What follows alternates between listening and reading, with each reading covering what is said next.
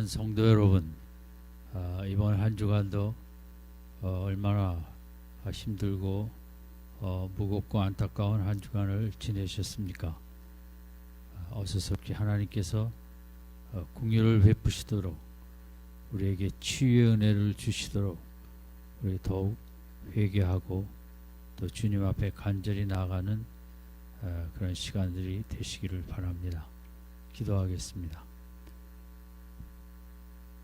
하나님 아버지, 우리나라뿐만 아니라 많은 나라가 코로나로 인하여 너무나 힘들고 어려운 순간순간을 지내고 있습니다.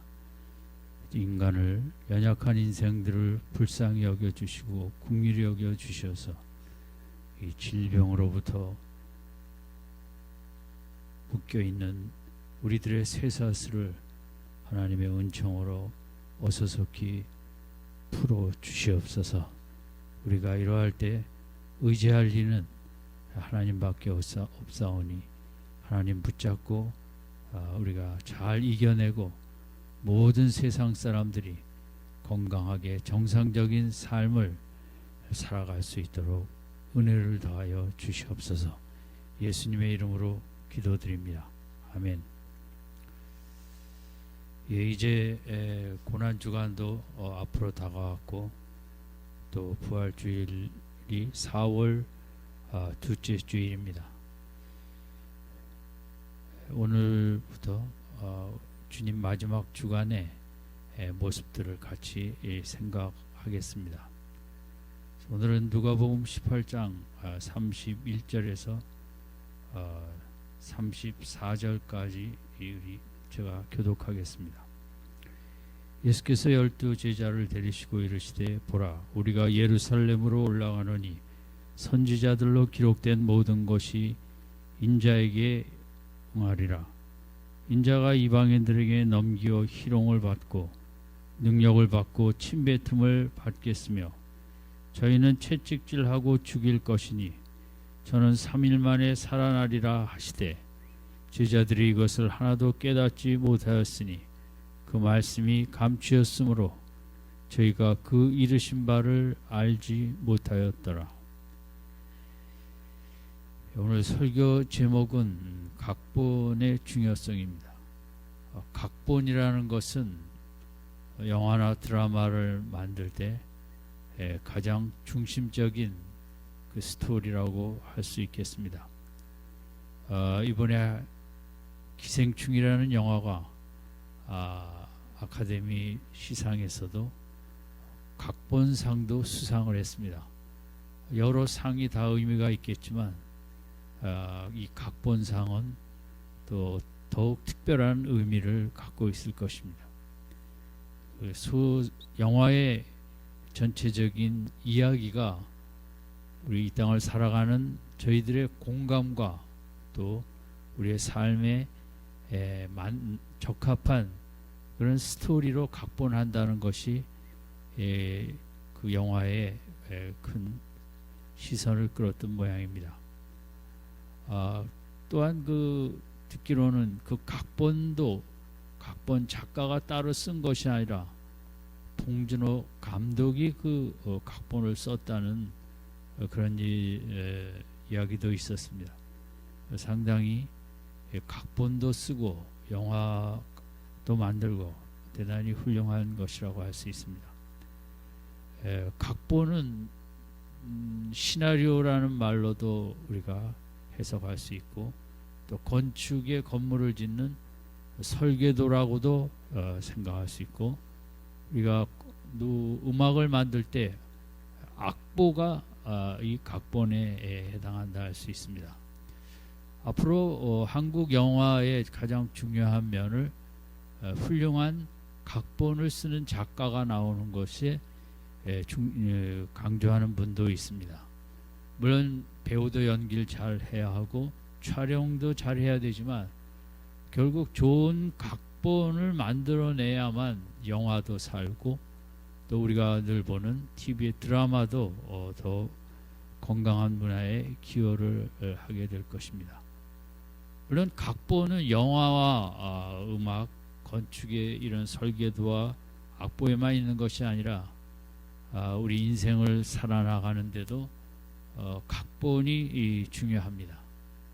어떤 각본을 내가 선택하고 운동 선수들은 자기가 좋아하는 그런 모델 선수들이 있겠죠. 앞서 훌륭하게 걸어간 그 선수들의 각본을 잘 살피고 내 인생도 저런 각본대로 살아가야겠다.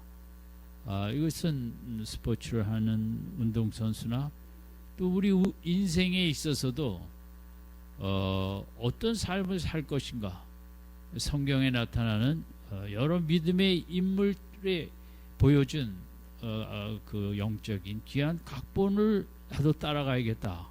또 우리 주위에서도 좋은 멘토를 만나 저런 각본 있는 삶을 살아가야겠다. 그래서 기업도 마찬가지고 나라도 마찬가지인데 우리 이 땅에 사는 우리들에게 이 각본은 상당히 우리 삶의 중요한 부분이라고 할 수 있겠습니다. 오늘 본문은 그 뒤에 나오는 바디메오의 본문까지 합해서 생각을 하겠는데, 이 본문에서 세 개의 각본을 생각하고자 합니다. 첫 번째는 주님의 각본이 있었고, 두 번째는 제자들의 각본이 있었고, 세 번째는 바디메오의 각본이 있었습니다. 이 셋은 서로 연결점을 가질 수 있는데, 먼저 생각하고자 하는 것은 31절, 2절, 3절에 있는 주님의 각본입니다. 오늘 본문의 시기는 거의 십자가와 가깝고 예수님의 마지막 여리고를 돌아 예루살렘으로 향하는 이 땅에 이제 고난의 시간이 기다리고 있는 그때였습니다. 기독교를 비난하거나 또 성경을 믿지 않는 사람들은 예수님의 죽음을 우연으로 보기도 하고 예수님의 잘못된 판단과 예수님의 계산착오로 십자가 처형을 받으셨다라는 이제 이론도 세상에는 만만치 않습니다. 그러나 31절을 통해서 우리가 생각할 수 있는 것은 예수님은 보라 우리가 예루살렘으로 올라가노니 선지자들로 기록된 모든 것이 인자에게 응하리라. 예수님은 철저히 구약의 말씀대로 마지막 고난과 십자가를 향하고 있다는 것입니다. 예수님의 십자가는 예수님이 훌륭하셨기 때문에 또 당시 재판이 불의했기 때문에 겪게 되는 것이 아니라 구약에서 기록된 모든 것이 다 이루어지고 그 예언이 성취되어지는 말씀의 각본대로 예수님은 십자가의 길을 간다는 것입니다. 이것은 우연도 아니고 단순한 희생도 영웅심리도 아니고 예수님의 삶 자체가 그렇지만 또한 우리에게도 우리의 이 땅의 삶에 어떤 각본을 따라가는가, 예수님처럼 가능하면 우리가 힘을 써서 말씀의 각본대로 살아가는 것이 믿음 생활이고, 또 이 부분이 결코 쉽지는 않고 우리들이 평생 믿음 생활하면서 애쓰는 부분이지만 늘 부족하기도 합니다. 그러나 예수님이 이 땅에 와서 보여주신 중요한 부분은 철저하게 각본대로 걸어가셨다는 것입니다. 그 각본이 그 누구의 사람이 만든 각본이 아니라 하나님의 만드신 각본, 구약의 예언의 말씀의 각본대로 주님께서 이를 따라가셨다는 것입니다. 결국 우리는 주님의 형상을 담는 것이 신앙의 최고의 목적이고, 또 하나님은 우리가 가장 영광스러운 삶을 살기를 원하시는데, 그 영광스러운 삶은 결국 성경 말씀, 하나님의 말씀이라는 각본을 따라가야만 우리가 그런 삶을 살아낼 수 있다는 것입니다. 그것이 우리의 축복입니다. 쉽지는 않습니다만은 그래도 늘 우리가 말씀의 각본을 따라가려고 몸부림치는 것, 그 자체만 해도 인생에 가질 수 있는 최고의 영광이라고 할 수 있겠습니다. 어떤 사람은 돈 많이 부자가 되는 각본을 따라, 어떤 사람은 권력을 갖는 각본을 따라, 어떤 사람은 인기와 명예와, 세상 모든 사람들은 각본이 있는 삶을 살아갑니다.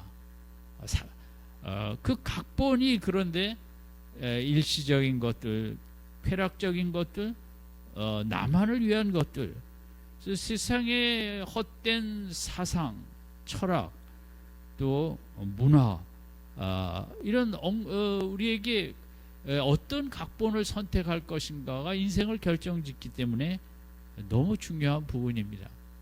신천지는 신천지에 아주 철저한 각본이 있습니다. TV에 여러 번 요즘 방송되고 있는데, 한 사람을 포섭하기 위하여 20명이 달려들면서 자기 역할을 하는 각본, 그 각본에 안 넘어갈 수는 없을 것 같습니다. 이처럼 이 땅을 살아가면서 많은 사람들은 어떤 각본을 따라 살아가는데, 과연 그 각본이 어떤 내용에 정말 우리를 영광스럽게 만드는 그런 각본인가, 아니면 우리를 파멸시키는 각본인가? 우리 예수님은 31절에 있는 대로 아무리 힘들어도 그 마지막 가는 그 길, 이 길은 하나님이 주신 영광의 각본이기 때문에 그 길로 올라간다. 그것을 좀 더 구체적으로 말씀하신 것이 32절에 능욕과 침뱉음과 채찍질과 죽임을 당하는 고난의 각본이 있고, 또 하나는 마지막에 3일 만에 살아나리라, 부활의 각본이 있습니다. 주님은 이 땅에 오신 목적도 그러시겠지만 이 두 가지의 각본에 대하여 끝까지 은혜 기쁨으로 감당하고자 애를 쓰셨습니다. 그런데 이제 우리가 두 번째 각본을 생각을 하겠는데, 그것은 제자들의 각본입니다. 본문의 34절에 보면 제자들이 이것을 하나도 깨닫지 못하였으니 그 말씀이 감추었으므로 저희가 그 이르신 바를 알지 못하였더라. 여기서 두 가지 단어가 중요한데, 하나는 깨닫지 못했다, 예수님의 이 앞부분의 말씀. 예수님의 십자가와 부활의 이야기는 누가복음 9장에도 2번 언급됐고, 오늘 본문까지 3번인데 기록 안 되었을 때 아마 3번 이상을 예수님의 가장 중요한 부분이라 제자들에게 종종 말씀하였을 거라고 추측이 됩니다. 근데 제자들은 이 주님의, 예수님의 각본에 대하여 깨닫지 못했다. 이 언어는 이해하지도 못했고, 두 번째는 그 말씀이 감추어졌다, 숨겨졌다는 것입니다. 그 땅속 깊이 감춰진 것처럼 쉽게 발견할 수가 없었다는 거죠. 그러면 이 깨닫지 못한 이유가 말씀이 숨겨지고 감추어졌다는 것인데, 이 감추어졌다는 것을 두 가지로 해석을 할 수 있는데, 하나는 알지 못하도록 하나님이 감춰버린 것이라고도 우리가 해석할 수 있고, 또 하나는 제자들이 그것을 깨달으려고 애쓰지 않았기 때문에 이 앞부분에 말씀하신 주님의 각본, 십자가와 부활의 각본에 대해서 제자들이 이런 귀한 진리에 대하여 내가 좀 더 알아야겠다, 그 부분에 그러한 도전적인 마음을 갖지 않았기 때문에 깨닫지 못하고 감추인 걸 캐내지 못했다. 이제 이렇게 학자들이 해석하기도 합니다. 두 가지로. 저는 이제 우리들의 신앙생활에 비춰볼 때 이제 두 번째, 제자들의 좀 더 열심 부족, 좀 더 뜨거운 마음 부족, 좀 더 주님을 마음을 가지려는 마음이 부족했기 때문에 그 감추인 것을 깨닫지 못한 그쪽에 더 마음이 가고, 그것이 저의 모습이기도 하고 또 연약한 우리들의 모습이기도 한 것입니다. 34절을 하나님의 책임으로만 돌릴 수도 있을 것입니다. 하나님이 감추어놨는데 어떻게 인간이 캐냐. 그러나 또 하나는 인간의 책임으로 진리라는 것이 우리가 신앙생활을 하면서 그냥 다 쉽게 이해되고 납득되고 깨달아지지 않기도 하지 않습니까? 깨달으려고 우리가 고난의 시간에 몸부림치면서 고난이 하나님의 사랑이구나를 깨달아가는 것과 같은 이제 그런 것이 우리 신앙의 또 부분이라고 할 수 있겠죠. 그러면 어떻게 제자들은 이 부분을 깨닫지 못하고 또 이 감추인 걸 캐내지 못했을까? 여러 가지 이 가능한 걸 생각하면 첫 번째는 우리도 마찬가지인데 별로 주님의 31절, 32절, 34절에 별로 듣고 싶지 않은 이야기였다고 생각할 수 있습니다. 그들은 마지막 예루살렘 행에 두려운 마음도 있지만 예수님이 메시아라고 믿었기 때문에 그들이 믿은 다윗과 같은 이제 영광의 나라를 세우는 그쪽의 각본을 그들은 좋아하지 않을 수 없었고 붙잡고 있었겠죠.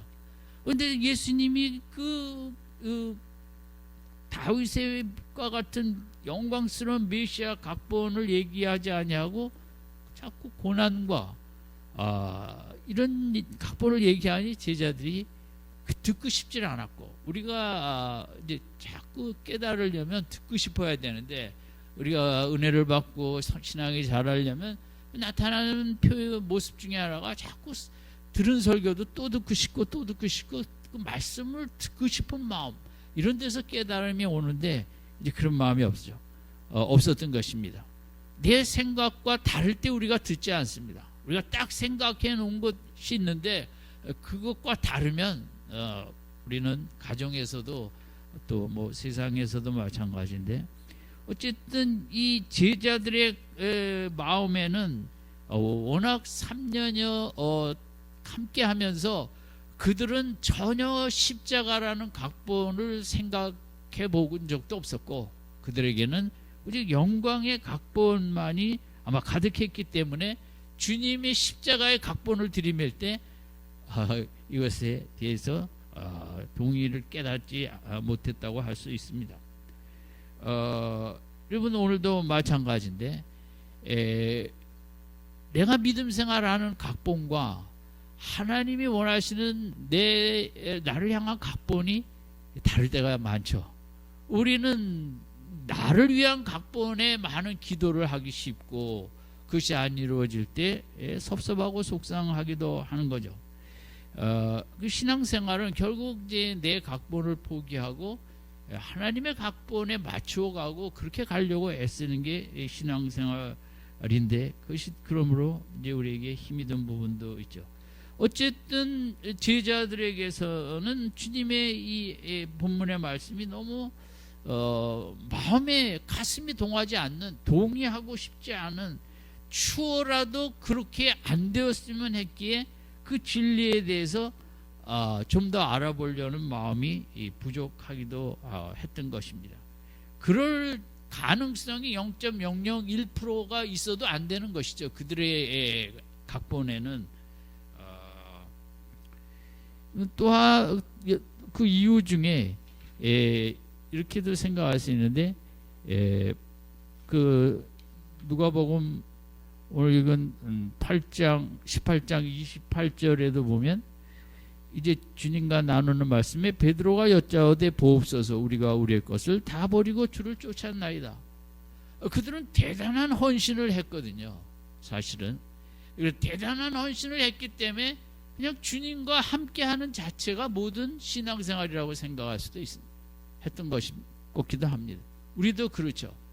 우리도 교회 다니는 그 자체로 만족하고 좀 더 말씀을 꿰뚫고 들어가려는 그런 믿음이 우리에게 부족하기도 하죠. 제자들처럼.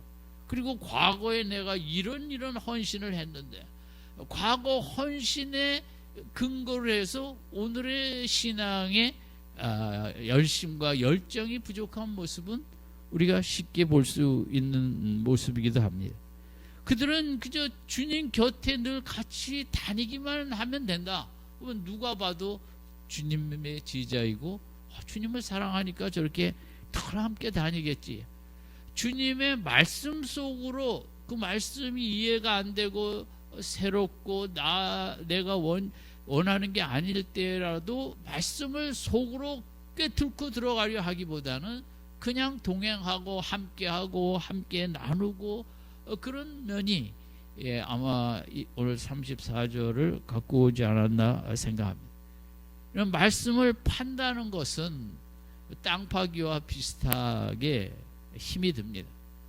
우리가 TV야 가만 앉아서 눈만 뜨면 볼 수 있지만 말씀을 판다는 것은 집중해서 깊이 생각하며 이 뜻이 무엇일까? 어떻게 보면 노동입니다. 묵상이라는 게 저는 그게 가만하는 명상하고는 다르다고 생각. 묵상은 또 깨달으려고 또 이해하려고 왜 하나님 이런 말씀을 하셨을까 씨름하는 게 묵상이고, 그 땅을 파는 것처럼 하나님의 마음과 생각을 향하여 애쓰고 그것이 동기와 이유와 원인을 알고자 몸부림치는 게 묵상이고, 그게 우리 이제 말씀의 묵상이 땅 파기와 비슷하다는 점인데, 그것이 힘이 들거든요. 기도도 기도하는 사람들은 노동이라고 합니다. 기도가 쉽지 않죠. 힘을 써 기도하는 거는 땅을 파는 것 같이 노동하는 것처럼 우리에게 힘이 들거든요. 오늘 우리에게도 이 제자들처럼 많은 말씀이 숨겨져 있습니다. 교회를 오래 다니면서도 어떤 말씀은 내가 좋아하는 말씀은 좀 우리에게 익숙하지만 제자들처럼 내가 별로 순종하기 어렵고 어떤 부분은 상당히 감춰져 있고 교회를 수십 년 다녔어도 우리의 영적 편식으로 인하여 우리에게 너무나 감추어진 부분이 많이 있는 거죠. 요즘은 코로나로 인하여 인생의 한순간에 끝날 수도 있고 너무나 연약함을 우리가 실감하고, 또 반면에 이런 불쌍하고 연약한 인생을 위하여 마련하신 천국의 위대성을 우리가 깊이 생각하는 시기도 합니다. 그러나 우리 기독교의 가장 핵심이고 본질인 천국에 대해서 거의 생각을 더 깊이 깨달으려고 우리가 제자들처럼 그것은 그냥 아무 생각 없이 우리가 천국과 관계없이 우리가 믿음 생활하기도 하는 것이 우리의 모습이기도 한 것입니다. 왜냐하면 이 땅이 중요하고 이 땅에서 행복해야 되기 때문에, 이 땅에서 우리가 더 잘 돼야 되기 때문에 우리에게 가장 중요한 천국의 그 영광을 알아야 이 땅에서 우리가 영광스럽게 살아가는 건데, 이 땅에 중심을 빼앗기지 않고 우리는 천국이라는 그 진리가 너무 많이 감춰져 있고 캐내고 싶지도 아니하고 그냥 예수 믿고 죽으면 자동적으로 가는 그런 당연한 2차적인 다음 목적지로만 알고 있지, 그 천국이 주신 하나님의 마음, 천국이 우리에게 주는 형용할 수 없는 기대감, 감동, 기쁨, 이런 것을 캐내려고는 별로 애를 쓰지 않거든요. 성령 충만도 마찬가지죠. 우리는 이 십자가와 부활의 기독교 핵심 진리 속에 살아가는데, 그 십자가의 길을 성령의 도우심이 없이는 감당할 수 없는 존재임에도 불구하고 우리가 얼마나 성령 충만의 진리에 깨닫지 못하고 사모하지도 않고 어떻게 보면 성령의 진리, 교리, 또 천국, 또 지옥도 뭐 별로 우리는 그 예수님이 그토록 많이 말씀하신 거기에 대해 그렇게 심각하게 그렇게 해내려고 하는 우리가 부족한 걸 보면, 오늘 본문은 제자들의 얘기이기도 하지만 우리들의 얘기고, 이것이 또 우리 신앙생활에 가장 또 중요한 문제이기 때문에 아마 이 내용이 쓰여지지 않았나 생각합니다. 어쨌든 예수님의 각본과 제자들의 각본이 달랐기 때문에 그들은 끝까지 겟세마네에서도 기도할 수가 없었고, 또 십자가 사건 앞에 다 뒤로 물러갈 수밖에 없었을 것입니다. 근데 이러한 맥락에서 주님은 뭐 제자들을 다구치진 아니하시고, 마지막 누가는 이 일 다음에 바디메오 소경이 눈을 뜨는 이야기, 예수님의 마지막 이적 이야기를 그 다음에 기록하였습니다. 그것은 의도가 충분히 있다고 생각할 수 있습니다.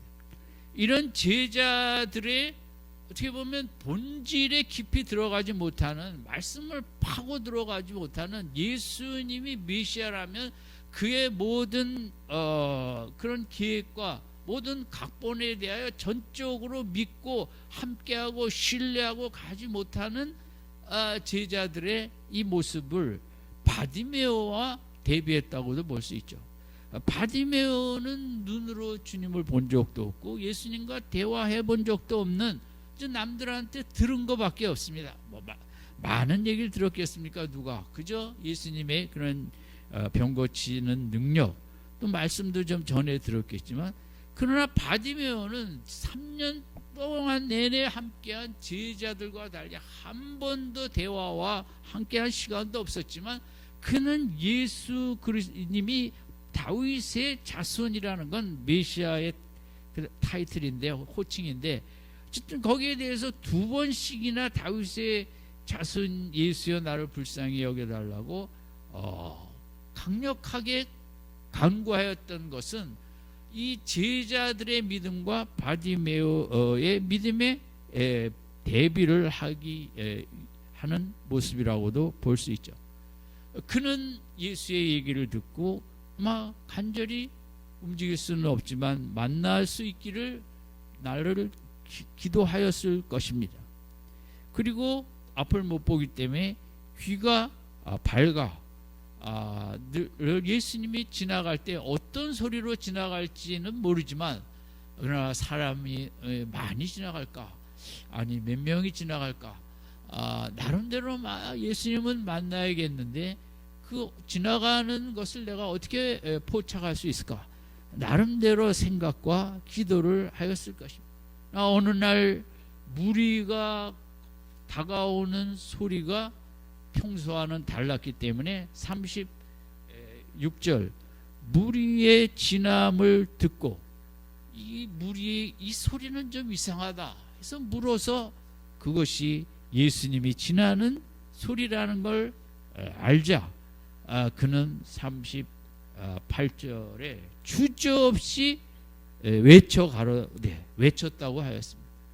아마 그 바디메오의 각본에 들어가 있을 것입니다.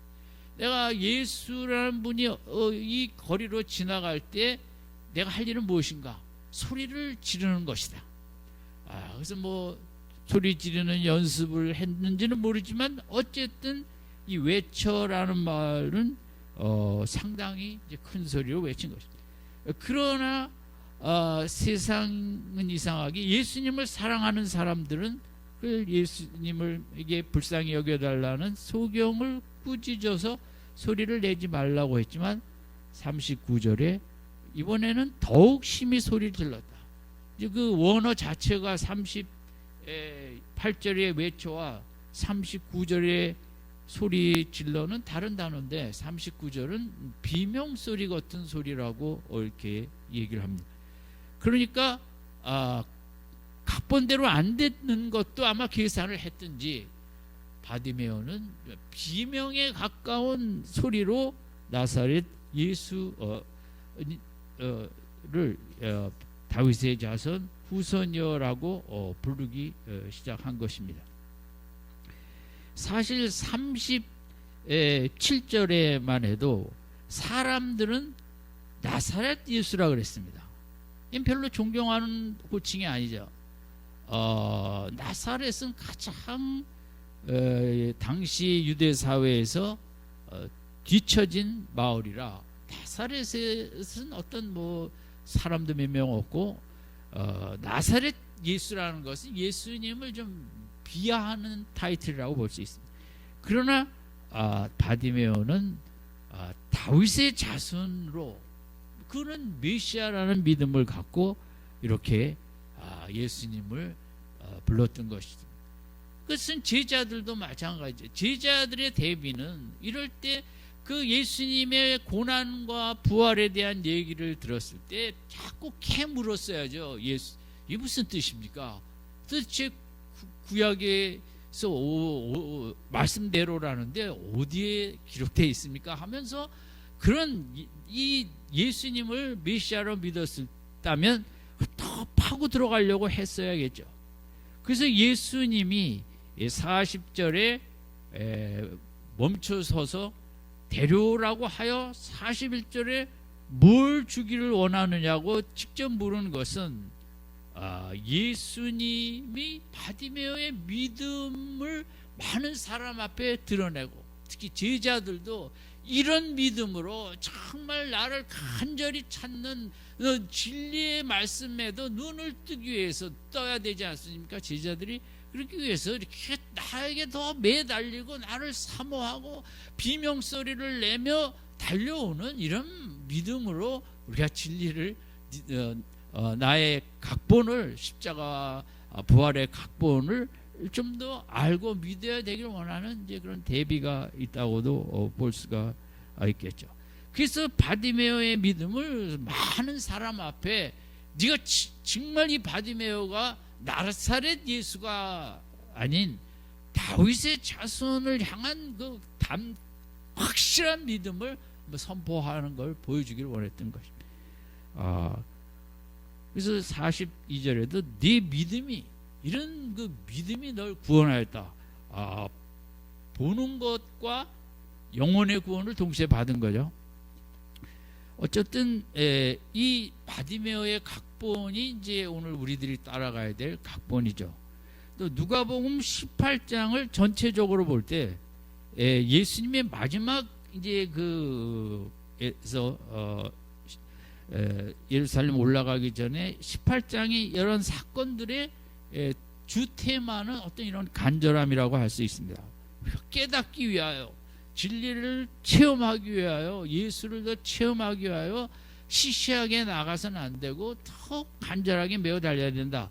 그래서 18장 1절에서부터 나와 있는 그 과부와 불의한 재판관의 얘기의 핵심도 5절이죠.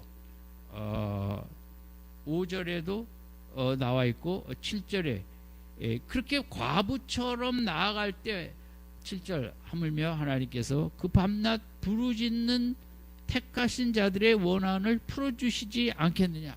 이게 우리의 신앙의 가장 근본이죠. 우리들이 억울한 일이든 뭐 원한이든 더 은혜를 사모하든 하나님을 사랑을 더 체험하고 싶든 이제 밤낮 부르짖는 제자라는 것은 그냥 늘 밀려다니는 게 제자가 아니고 그러니까 주님을 밤낮 사모하는 그런 모습이 참 있어야 된다. 그러나 주님은 8절에 있는 대로 내가 내게 이르노니 속히 구원을 풀어주리라. 그러나 인자가 올 때 세상에서 믿음을 보겠느냐. 근데 그 믿음이 쉽지는 않다는 것을 말씀하신 거죠. 우리가 교회에 다니고 봉사도 하고 목사, 장로, 권사, 중직도 받죠. 그러나 7절, 8절에 있는 대로 주님이 원하시는 믿음을 보겠느냐. 이렇게 억울한 과부처럼 그래야만 더 진리를 깨닫고 제자들처럼 자기 각본만 붙잡지 않고 주님의 각본에 동승할 수 있는 거죠. 그러면서 그 다음에 세리와 바리새의 얘기가 비유로 나오는데 그것도 마찬가지예요. 세리처럼 가슴을 치며 나의 죄성을 하나님 앞에 갖고 나가는 그런 애통함이 얘기하고, 그 다음에 젊은 관원의 얘기가 나왔죠. 젊은 관원의 문제는 그 다 팔고 따르라 그랬지만 주님의 그걸 우리가 문자적으로 다 해석할 필요는 없다고 생각합니다. 삭개오도 다 내놓진 않았어요. 이제 그만큼 주님을 의지하고 따라오다 보면 이런저런 헌신이 자연스럽게 되는 거죠. 그러나 대충 지식적으로 따라가려고 그러면 내 각본과 너무 다른 주님의 각본에 포기하고 안 따라가게 되는 거죠. 그리고 마지막 나온 게 바디메오입니다. 이게 18장 전체 테마는 우리 신앙생활이 얼마나 참으로 열정적이고 뜨겁게 주님 앞에 나가고 애써야 하는가, 그것을 보여주고, 마지막 바디메오를 통해 우리 제자들의 어떻게 보면 뭐 실패라고 그러긴 하지만 미숙한 그런 영적 각본과 그것을 이겨내고 참으로 주님을 따라가기 위해서는 이제 바디메오와 같은 또 그 억울한 과부처럼 또 세리처럼 그렇게 하나님 앞에 절실하게 메어 달릴 때 주님의 각본이 나의 각본이 되고, 또 십자가와 부활이 이해되어지는, 우리는 부활도 기쁨이 없고 십자가는 더 기쁨이 없습니다. 다 무거운 주제로만 다가옵니다. 현대 크리스찬들에게는. 이것은 제자들과 비슷한 거죠. 내가 생각하는 믿음의 각본이 있고 대부분 그걸 따라가기 때문인 것입니다. 우리가 고난주일 주간과 부활을 저를 바라보며 내 각본이 정말 주님의 각본을 따라가고 있는가. 이 땅에는 십자가의 험난한 길밖에 없는 것이고, 질병이든 뭐든. 그러면 16세기에는 런던에 해마다 페스트가 왔다는 거죠. 흑사병이. 뭐 2차 대전 때는 거의 100일 야간 공습을 독일에서 폭탄을 얼마나 많이 떨어뜨렸습니다. 우리에게 이 땅은 이번 질병도 그렇고 십자가의 길이고, 우리의 그건 각본입니다. 이 땅에 보내신 성령의 도우심이 없이는 이 길을 갈 수 없지만, 그러나 우리는 이 땅의 삶이 끝난 후에 부활의 천국이 기다리고 있는 그런 우리 부활, 십자가, 부활 두 가지에 대한 각본. 주님도 마지막 십자가의 길을 어떻게 이겨냈겠습니까? 물론 성령의 도우심으로 천국의 각본을 바라보며, 또 많은 사람을 천국에 이끄실 그 영광을 바라보며, 주님의 각본은 단순합니다. 이 땅에 와서 십자가와 부활의 각본, 우리도 마찬가지. 그 두 개가를 잘 준비해서 아무쪼록 우리 남은 믿음 생활, 진리가 감추인 곳, 숨기움이 없는, 더 많이 깨닫고 더 많이 드러나 주님을 닮아 우리가 힘있게 나아가는 우리 믿음 생활로 다시 한번 새로워지는 또 고난주간과 또 우리 부활절을 향할 수 있기를 주님의 이름으로 축원드립니다. 기도하겠습니다. 하나님 아버지, 우리가 연약하여 제자들처럼 주님의 각본을 많이 들으면서도 내 각본대로 믿음 생활 할 때가 많습니다.